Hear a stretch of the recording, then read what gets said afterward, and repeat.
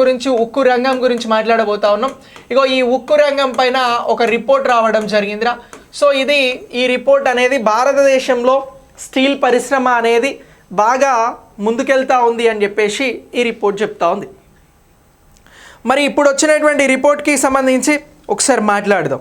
So నేను అన్ని అంశాలను కూడా ఇప్పుడు మిమ్మల్ని అడిగినటువంటి క్వశ్చన్తో సహా అన్ని అంశాలను కూడా చెప్తాను.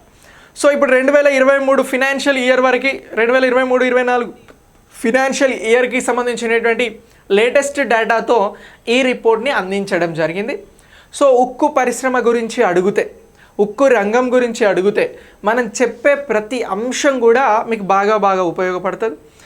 ఇప్పుడు మనం చెప్పే టాపిక్లో మీరు 10 నుంచి 15 క్వశ్చన్లు జనరేట్ చేయవచ్చు, క్రియేట్ చేయవచ్చు. ఎలానో నేను మాట్లాడితే మీకు చెప్తా.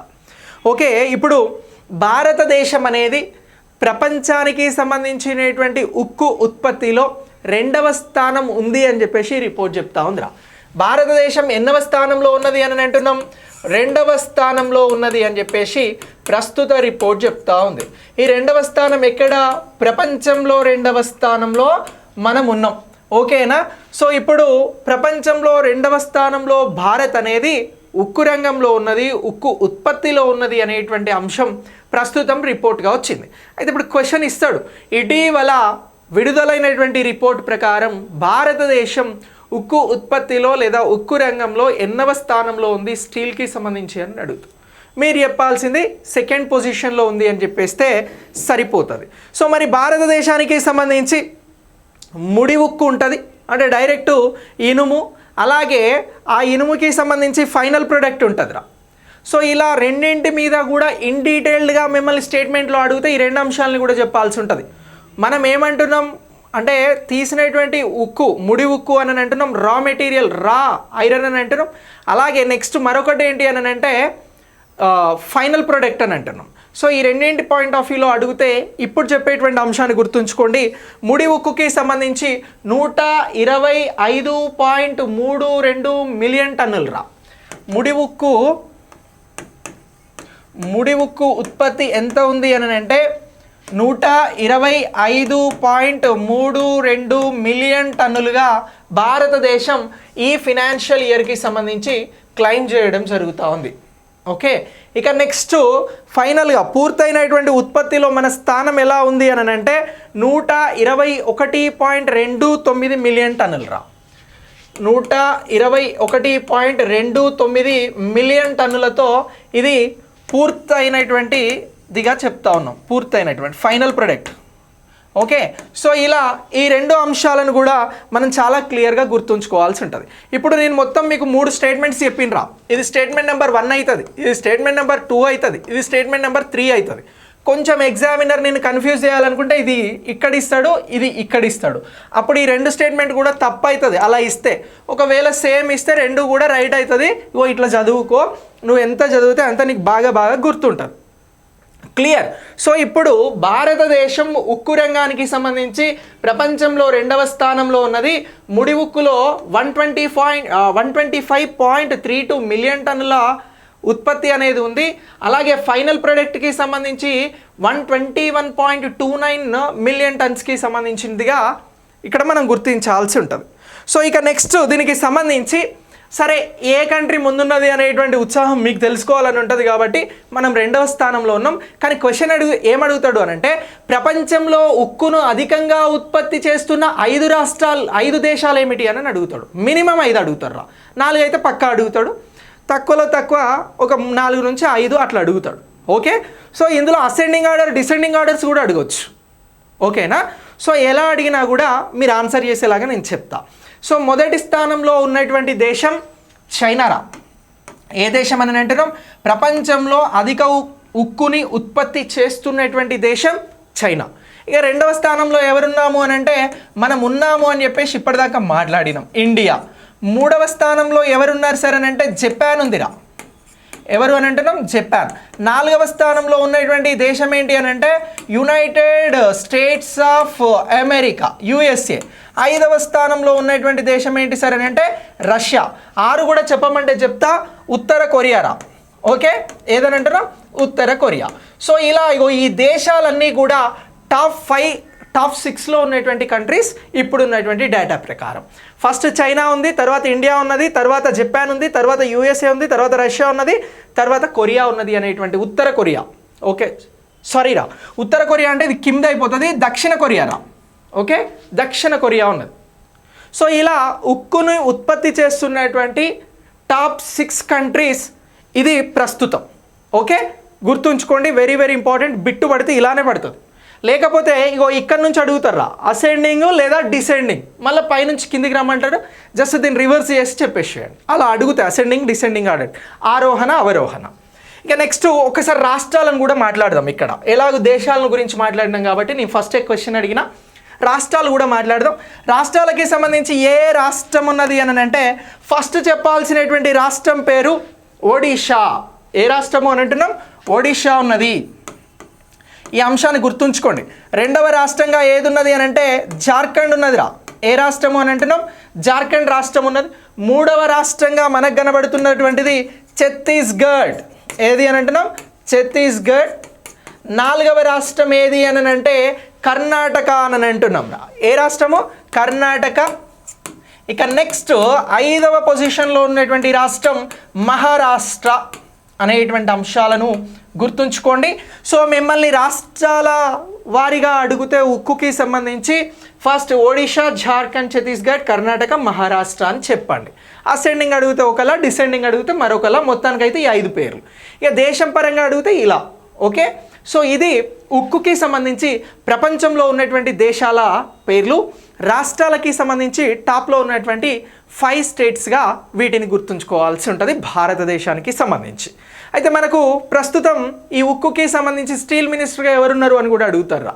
సో స్టీల్ మినిస్టర్ బాధ్యతలు ప్రస్తుతం నిర్వహిస్తున్నది ఎవరు అని అంటే జ్యోతిరాదిత్య సింధియారా.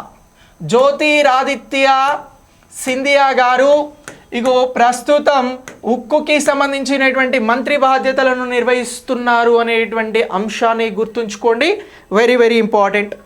ఓకే సో ఇలా జ్యోతిరాదిత్య సింధియా గారు ఉక్కు మినిస్టర్ బాధ్యతలు నిర్వహిస్తున్నారు అనేటువంటి అంశం ఇంపార్టెంట్ అని అంటున్నాం, గుర్తుంచుకోండి.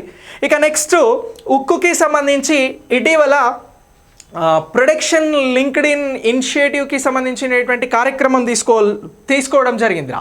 ఆత్మనిర్భర్ భారత్లో భాగంగా ఉక్కు రంగాన్ని ప్రత్యేకంగా ప్రోత్సహించేందుకోసం పిఎల్ఐ స్కీమ్లో భాగంగా ఎంత మొత్తం కేటాయించిరు అని కూడా ఒక క్వశ్చన్ అడుగుతారు.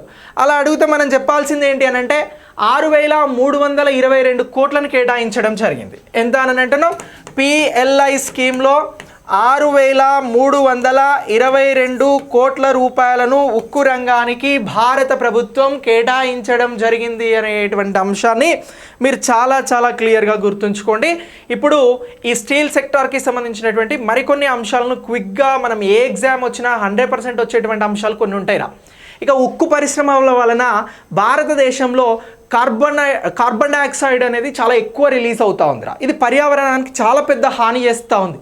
సో దీన్ని డీకార్బనైజ్ చేయడం కోసం, కార్బన్ డైఆక్సైడ్ని తగ్గించడం కోసం భారత ప్రభుత్వం ఒక కార్యక్రమాన్ని తీసుకున్నది. అదే ఏంటి అని అంటే గ్రీన్ స్టీల్ తయారీకి సంబంధించినటువంటి ప్రోత్సాహ కార్యక్రమాలను తీసుకోవడం జరిగింది.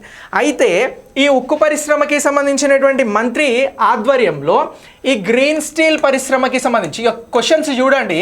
గ్రీన్ స్టీల్ పరిశ్రమకు ఎన్ని టాస్క్ ఫోర్సుల్ని, గ్రీన్ స్టీల్ పరిశ్రమల అభివృద్ధికి ఎన్ని టాస్క్ ఫోర్సెస్ని ఏర్పాటు చేయడం జరిగింది అని అంటారా. ఎన్ని టాస్క్ ఫోర్సెస్ని ఏర్పాటు చేసిర్రు అని అంటారు. Very very important. ఎంతమంది చెప్తారో ఒక్కసారి నేను చూస్తా. ఇప్పుడు గ్రీన్ స్టీల్ అనేది తీసుకొస్తే డీకార్బనైజేషన్ జరుగుతుంది, కార్బన్ డైఆక్సైడ్ తగ్గుతుంది, పర్యావరణానికి కొంత మేలు జరుగుతుంది. దాన్నే ఇక్కడ గ్రీన్ స్టీల్ అని అంటున్నాం. ఈ గ్రీన్ స్టీల్ అనేటువంటి కాన్సెప్ట్ భారతదేశంలో స్టార్ట్ అయింది. అయితే దీన్ని ఇంకా ఏ విధంగా ముందుకు తీసుకెళ్దాం, మీ సలహాలు సూచనలు చెప్పండి అని చెప్పేసి ఉక్కు మంత్రి అడిగిండు.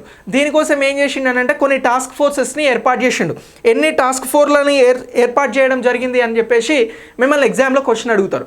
ఇప్పుడు లైవ్లో ఉన్న వాళ్ళు ఎంతమంది ఆన్సర్ చేస్తారో నేను చూస్తాను. ఒక ఫిగర్ ఇచ్చేయండి మీరు, ఎవరు రైట్ అవుతుందో చూద్దాం. తెలిసినా తెలియకున్న ప్రాబ్లం ఏం లేదు, మీరందరూ పార్టిసిపేట్ చేయడం నాకు చాలా ఇంపార్టెంట్. కనబడుతుందని చూస్తున్నా. సరే ఇగో ఈ ఉక్కుకి సంబంధించినటువంటి గ్రీన్ స్టీల్ పరిశ్రమల ఏర్పాటు కోసం అభివృద్ధి కోసం భారతదేశంలో ఏర్పాటు చేసినటువంటి టాస్క్ ఫోర్స్ ఎన్ని అని అంటే 13 టాస్క్ ఫోర్స్లు అని గుర్తుంచుకుంటారా. ఎన్ని అని అంటున్నాం? 13 టాస్క్ ఫోర్స్ని ఏర్పాటు చేయడం జరిగింది. ఇది very very important in depth question, చాలా చిన్న క్వశ్చన్, బట్ మనం అడిగితే చెప్పలేం. బట్ ఇప్పుడు మీరు చెప్పగలగాలి మొత్తం ఇగో దీన్ని 13 టాస్క్ ఫోర్సెస్ని ఏర్పాటు చేయడం జరిగింది అని చెప్పేసి చెప్పగలగాలి, చెప్పాలి. Very very important. Okay right. ఇక నెక్స్ట్ దీనికి సంబంధించి న్యూ అండ్ రెన్యూవబుల్ ఎనర్జీ అంటే పునరుత్పాదక ఇంధన వనరులకి సంబంధించినటువంటి మంత్రిత్వ శాఖ ఉక్కు కోసం ఒక విధానాన్ని తీసుకొచ్చింది. మీరు ఉక్కు ఉత్పత్తి చేస్తూ ఉన్నారు కాబట్టి ఈ ఉక్కుకి సంబంధించి మనకి పర్యావరణ అనుకూలంగా జరగాలి అని చెప్పేసి హైడ్రోజన్ దాని వినియోగాన్ని వాడమని చెప్పిందిరా. ఇప్పుడు ఉక్కు అనేటువంటి అంశం వస్తే మనం ఉక్కు మంత్రిత్వ శాఖ అని చెప్తాం, కానీ గుర్తుంచుకోండి ఇగో ఉక్కుకి సంబంధించి ఈ హైడ్రోజన్కి సంబంధించినటువంటి వాడకం కోసం ముందుకొచ్చిన మంత్రిత్వ శాఖ ఏది అని అంటారు. మనం ఉక్కు అంటున్నాం కాబట్టి ఉక్కు అని చెప్పడానికి ఎక్కువ అవకాశం ఉన్నది. ఓకేనా? సో అప్పుడు ఏమవుతుంది అని అంటే మన ఆన్సర్ తప్పు అవుతుంది. కానీ హైడ్రోజన్ వినియోగాన్ని ప్రపోజల్ చేసి ముందుకు తీసుకొచ్చినటువంటి మంత్రిత్వ శాఖ న్యూ అండ్ రెన్యూవబుల్ ఎనర్జీరా. న్యూ అండ్ రెన్యూవబుల్ ఎనర్జీ అనేటువంటి అంశాన్ని గుర్తుంచుకోండి. దీనినే నూతన మరియు పునరుత్పాదక ఇంధన మంత్రిత్వ శాఖ అని అంటాం. ఇగో ఈ మంత్రిత్వ శాఖకి బాధ్యతలు వహిస్తున్నది ఆర్కే సింగ్. ఓకే, సో ఇలా ఇగో ఈ అంశాన్ని గుర్తుంచుకోండి. Very very important. భారతదేశంలో ఉక్కుకి సంబంధించిన పరిశ్రమల కోసం హైడ్రోజన్ వినియోగాన్ని ముందుకు తీసుకొచ్చిన మంత్రిత్వ శాఖ ఏది అని అడుగుతారు. న్యూ అండ్ రెన్యూవబుల్ ఎనర్జీ అనేటువంటి మంత్రిత్వ శాఖ దీన్ని తీసుకురావడం జరిగింది అనేటువంటి అంశాన్ని గుర్తుంచుకోండి. ఇది చాలా చాలా ఇంపార్టెంట్ అని చెప్తా ఉన్నా. కన్ఫ్యూజ్ చేయడానికి ఇక్కడ అవకాశం ఉంటుంది మనల్ని క్వశ్చన్స్ పాయింట్ ఆఫ్ వ్యూలో. ఇక లాస్ట్ ఒక క్వశ్చన్ అడుగుతాం మిమ్మల్ని అందరినీ కూడా. జాతీయ ఉక్కు విధానం ఎప్పుడు అమల్లోకి వచ్చింది? జాతీయ ఉక్కు విధానాన్ని ఇటీవల ఎప్పుడు తీసుకొచ్చిరు అని కూడా మిమ్మల్ని క్వశ్చన్ అడుగుతారు. Very important. సో జాతీయ ఉక్కు విధానం ఎప్పుడు వచ్చింది అని అంటున్నాం. జాతీయ ఉక్కు విధానం ఎప్పుడు అమల్లోకి రావడం జరిగింది అని క్వశ్చన్ అడుగుతారు. అలా అడిగితే మీరు చెప్పాల్సింది ఒక ఆన్సర్ ఉంటుంది. జాతీయ ఉక్కు విధానం ఎప్పుడు వచ్చింది అని అంటే ఇగో ఈ విధానం 2017లో రావడం జరిగిందిరా. ఎప్పుడు వచ్చింది అని అంటున్నాం? 2017లో వచ్చింది. ఈ అంశాన్ని కూడా గుర్తుంచుకోండి. మనం ఉక్కుకి సంబంధించి స్టీల్కి సంబంధించి మాట్లాడుతూ ఉన్నాం కాబట్టి. ఓకే, సో ఇలా ఇగో ఈ అన్ని అంశాలు కూడా very very important. Examination point of వ్యూలో 2019 కాదు 2017 జాతీయ ఉక్కు విధానం నేషనల్ స్టీల్ పాలసీ అనేది 2017లో రావడం జరిగింది. Important important important. నేను 3 అంశాలను ప్రధానంగా ఇంపార్టెంట్ అని చెప్తా ఉన్నా. జాతీయ ఉక్కు విధానం మీద నీకు క్లారిటీ ఉండాలి. ఇగో ఉక్కుకి సంబంధించి గ్రీన్ స్టీల్ కోసం హైడ్రోజన్ వినియోగం అనేది తీసుకొచ్చిర్రు. ఇది తీసుకొచ్చింది న్యూ అండ్ రెన్యూవబుల్ మినిస్ట్రీ అనేది గుర్తుండాలి.